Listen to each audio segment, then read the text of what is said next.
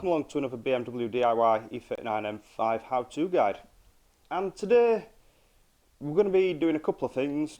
Firstly, we're going to be giving you a bit of a review of a new two-post lift I've installed into the workshop.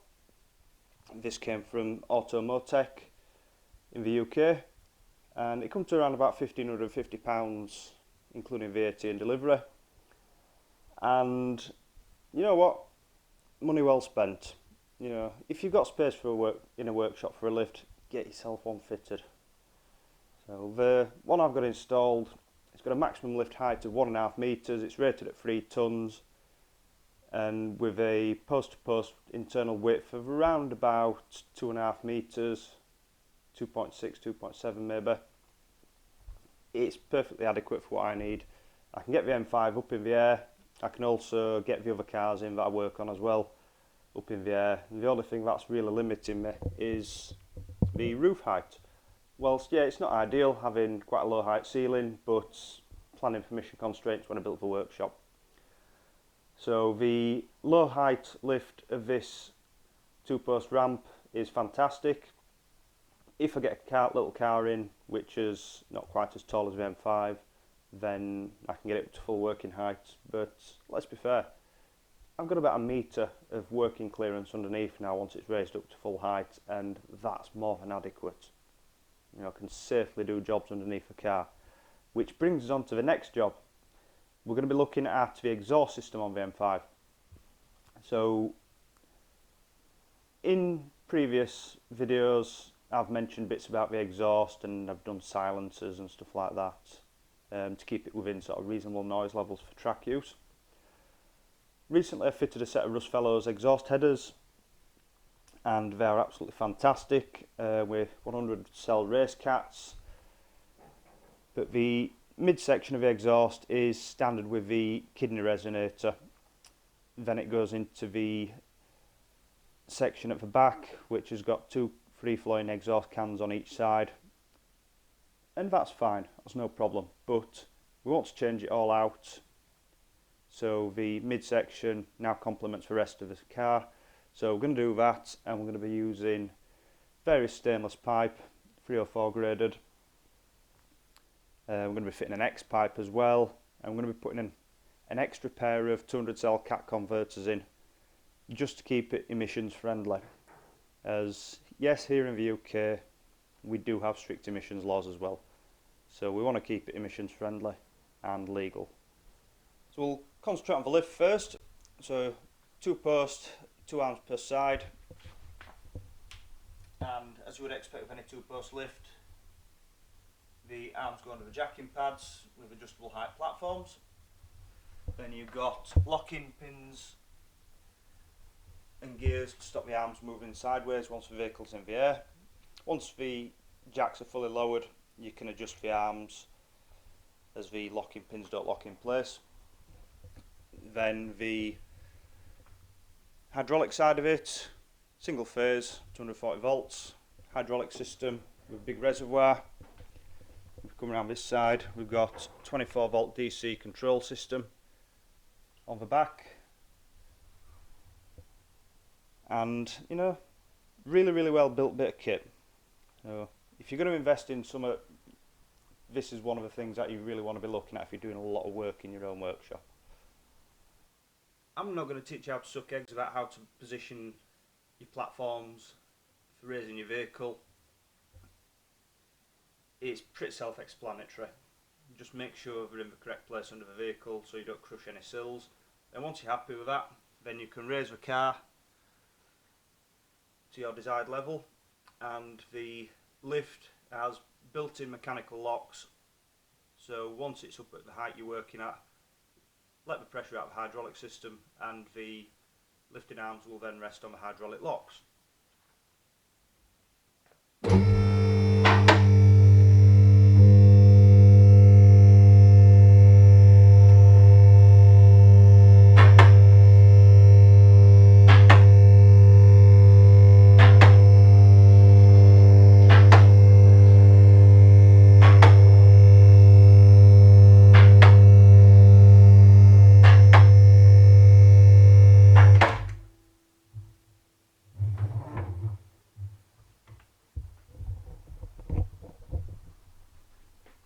Then once you're happy, it'll be safe to work underneath your vehicle where you can get to everything nice and easy. So this is the standard exhaust system from the cat's back. Got the standard kidney section there. This is where the 100 cell race cats mated to the Russ Fellows exhausts, manifolds, and fitting them were a bit of a pain in the arse. Took 11 hours. That was before I had the lift. If I had a lift at the time, it'd have been a damn sight easier. So we're going to remove the slip-on joint here, then take the system off. Our X pipe will go between the fuel tank. Our new cats will go around about here. We're going to keep these ones as well as an addition. Then hopefully that should keep the emission system legal and friendly. Now we've got the exhaust off, we can start making the pipe work for the new system. So we've started already by using a sleeve joint for the bottom of the collectors, and on that we've drilled a 20mm hole and we're going to weld in a lambda bung using a TIG welder. Then we're going to fit up next to that the 200 cell high flow cat, the primary. Then we're going to use the original 100 cell cat as a secondary. Then we're going to mate that to the X pipe, which is going to live here via some joining pipe work as well. So this is our first piece of the front pipe. We've drilled a 20mm hole, we've cleaned up around the outside, we've made an M18 by 1.5 lambda bung. That'll fit in there. Tap it home with a hammer because it's got a little shoulder on it. Then we'll TIG weld around the outside to secure that in place. We're also going to cut off the V-band. As good as V-bands are, these ones have gone out of flat, so they're absolutely no use anymore, and they'll just cause leaks because they'll never get a perfect seal on them. So no matter fettling, it'll get them flat again, as once you try, you've lost it.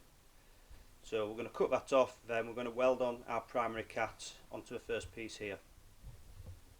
Once you've welded on the lambda sensor bung, this is what you should be left with.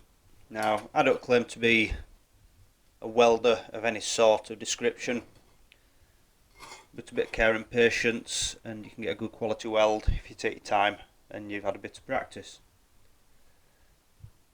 Before you insert your lambda sensor, run an M18 by 1.5mm tap through the threads just to clean them up, otherwise you'll end up stripping the threads off your lambda sensor and they'll never seal correctly.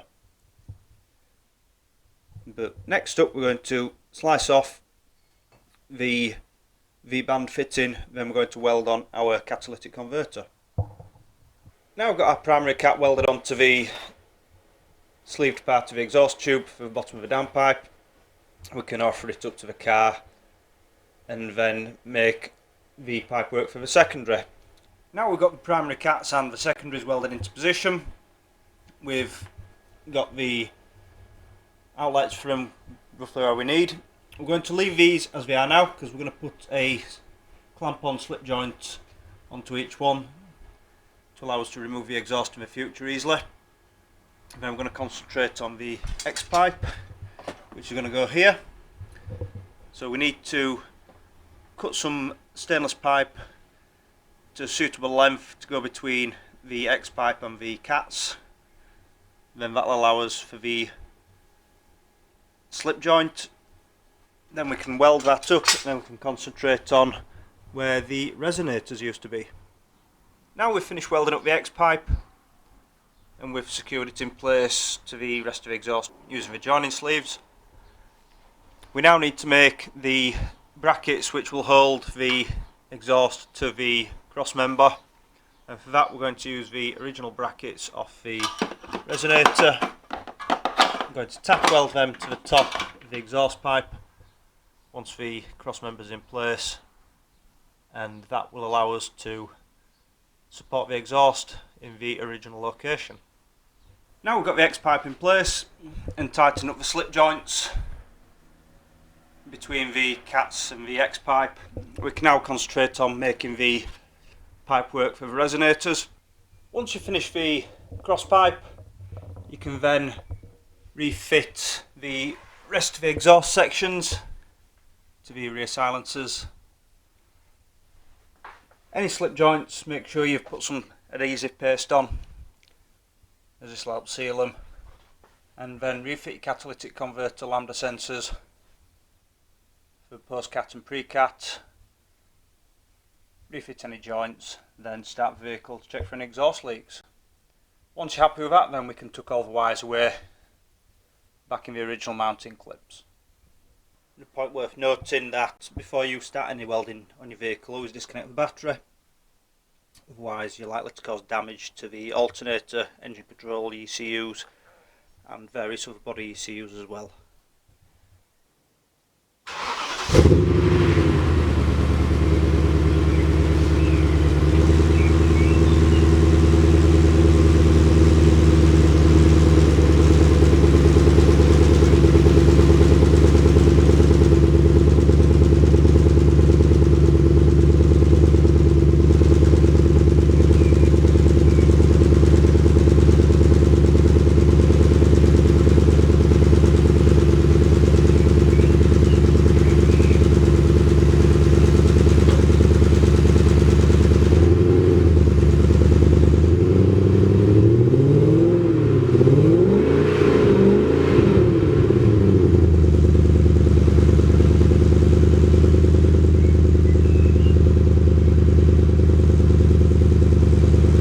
So thank you for watching. Hopefully this video has been of some use and inspired you to do your own work on your exhaust.